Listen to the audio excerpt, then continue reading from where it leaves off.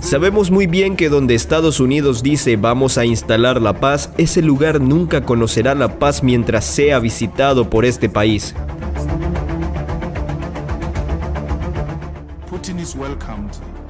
Putin es bienvenido aquí, y nadie va a arrestarlo estando aquí. Si es necesario, iremos a buscar a Putin del aeropuerto a su reunión.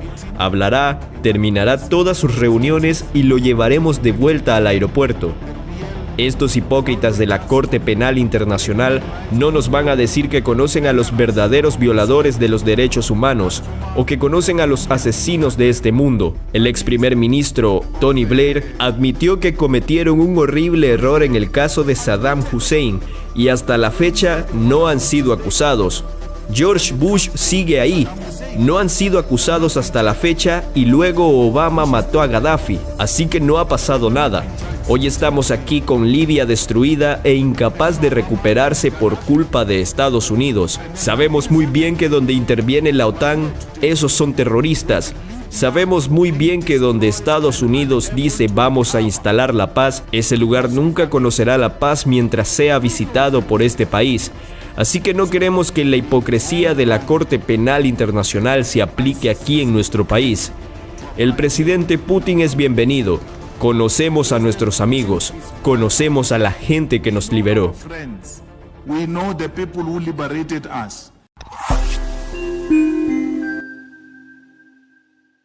And other state-affiliated groups of doing this with the misappropriation of funds. Now, as I report this, it is important to keep in mind just how aligned the United Nations is with the West, specifically the U.S. and NATO. It will become abundantly clear as we go through this. So, according to the UN, who should be held responsible for the human rights abuses in Libya? Russia, actually. And Europe are who they name responsible for this. Definitely not the U.S. and NATO. They are not mentioned at all in the report, not even once. Despite the fact that in 2011, President Obama at the time said that it was those parties that took out Muammar Gaddafi and his, what they called a regime. Remember this. The United States and our friends and allies stopped Gaddafi's forces in their tracks. A coalition that included the United States, NATO, and Arab nations persevered through the summer to protect Libyan civilians. And meanwhile, the courageous Libyan people fought for their own future and broke the back of the regime. Okay, so the U.S. and the West destabilized this region in 2011. But according to this report, they're not mentioned, so they've just been doing good deeds ever since? Is that what we're supposed to think? Right. United States, NATO, and some other Arab countries that we strong-armed into supporting us in Libya was responsible, but no mention of them in this report. No. Okay. According to the UN report, the U.S. and NATO, nowhere to be found. They're not even actors in this incidents. It's actually Europe that's supporting rebel forces doing bad things. Here is from the report. Based on the substantial evidence, put a pin in that substantial evidence part, and reports before it, the mission has grounds to believe that the European Union and its member states directly or indirectly provided monetary and technical support and equipment such as boats to the Libyan Coast Guard and the Directorate for Combating Illegal Migration that was used in the context of interception and detention of migrants. The European Union is supporting the the rebels there. Oh, and Russia, of course, they take an opportunity to throw in Russia's Wagner Group. They don't specifically say why or what they're doing, but here in this part about mercenaries, it mentions the Wagner Group. I bolded it 8 times just so you can see. I'll read you just the first part. It says, again, put a pin in this, evidence collected. It says, evidence collected by the mission allowed it to make findings in relation to allegations of international law violations by the Wagner Group.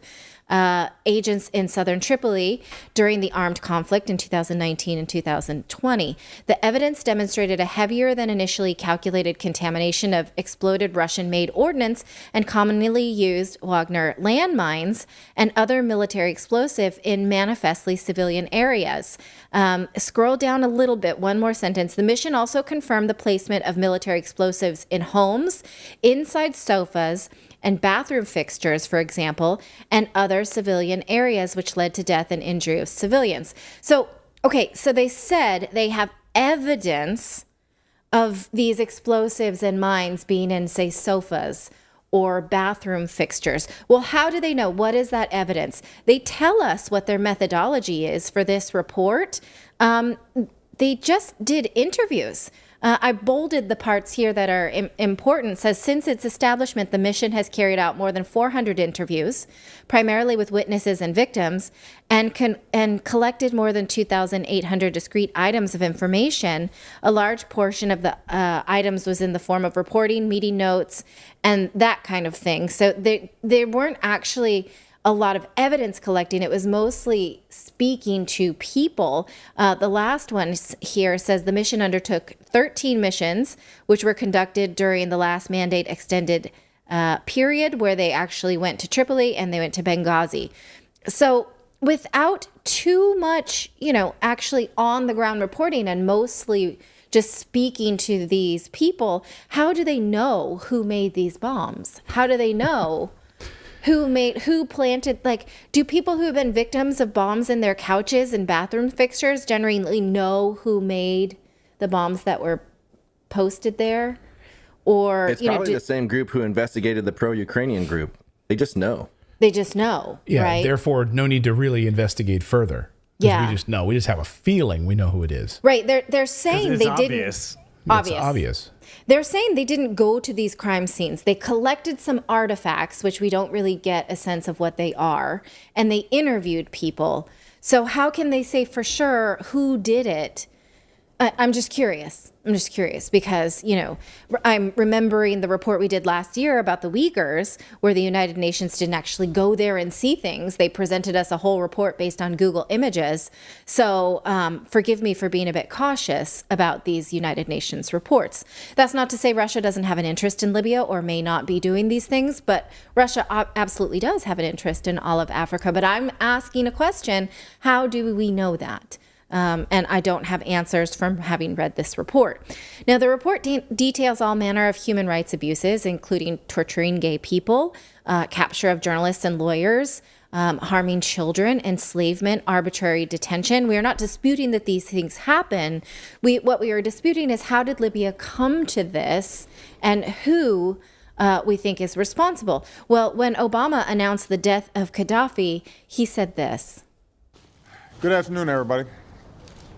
Today, the government of Libya announced the death of Muammar Gaddafi. This marks the end of a long and painful chapter for the people of Libya, who now have the opportunity to determine their own destiny in a new and democratic Libya. For 4 decades, the Gaddafi regime ruled the Libyan people with an iron fist. Basic human rights were denied, innocent civilians were detained, beaten, and killed, and Libya's wealth was squandered. The enormous potential of the Libyan people was held back, and terror was used as a political weapon. Okay. Libyan wealth was squandered away from people's prosperity. He says, well, actually, it turns out Libyan wealth was squandered away from Western prosperity. That's why the Obama administration went after the Gaddafi administration. Here is some context from writer Stephen Gowans from his great book I recommend called Washington's Long War on Syria, saying after he seized power, Gaddafi arranged for Libya's oil wealth to be used to uplift Libyans, as the Arab Socialist Project enshrined in his constitution promised it would do.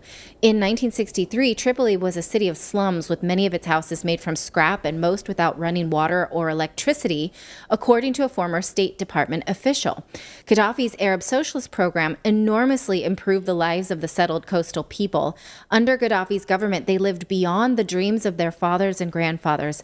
Indeed, Arab nationalist Libya evinced a remarkable record of development in almost every aspect: education, healthcare, infrastructure, job creation, and usually with a commendable sense of social justice. So Obama giving us this sad story about how people had lived during the Gaddafi years was a lie, and he knew it. He had to have known it, or else he just didn't do his homework. Now, I want to prove to you that the West knew this and that the United Nations knew this. And I think, again, Stephen Gowan puts this together nicely. Again, I know this is a screenshot from a book. It's not a great screen, but I'm going to read it to you. And Clayton will lecture me about it later.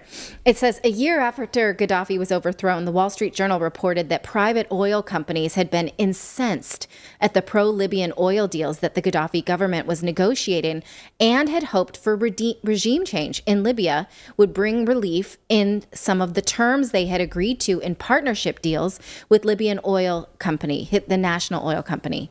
For decades, many European companies had enjoyed deals that granted them half of the high-quality oil produced in Libyan fields, but Gaddafi renegotiated the company's share of oil from each field to as low as 12%. The Arab nationalist leader had also kept Libyan crown jewels off limit to foreigners. The huge onshore oil fields that accounted for the bulk of Libya's oil production remained the preserve of the country's state companies. Western oil companies were also frustrated that Libya's state-owned oil companies stipulated that foreign companies had to hire Libyans for top jobs.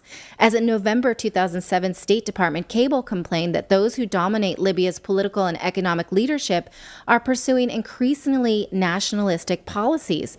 It gets even worse here. They talk about how the labor laws were amended to Libyanize the economy, that is, give Libyans jobs.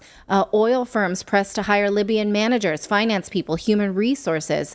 In fact, the New York Times subbed up the West's objection by saying Colonel Gaddafi proved to be a problematic partner for international oil companies, frequently raising fees and taxes and making other demands. Now, this last paragraph here points to the fact that the United Nations knew this. After Gaddafi was ousted, the United Nations lamented that Libya's development has been handicapped by its command economy and impeded by state investments, price controls, and subsidies. So here we have two different entities pretending that Libya was one thing before Gaddafi and another after, and both of them know that that's not true. That's the Obama administration saying that Libya was in the dumps and its people had no prosperity, not true. And the United Nations saying that Libya actually was prosperous during the Gaddafi years, and now acting like they didn't know, right? The United Nations knows that what the United States did kneecapped the Libyan economy. They knew it in 2011, but they're pretending they don't know it now. And so, we can recall what Hillary Clinton said when she was asked about this, about, Gaddafi, because she danced and did this little jingle about it. So, that is the land of unconfirmed. Yes, we came, we saw, he died. Did it have anything to do with your visit? No, I'm sure it did. So funny, so funny. So hilarious. Killing dictators. Regime, throwing over an entire government.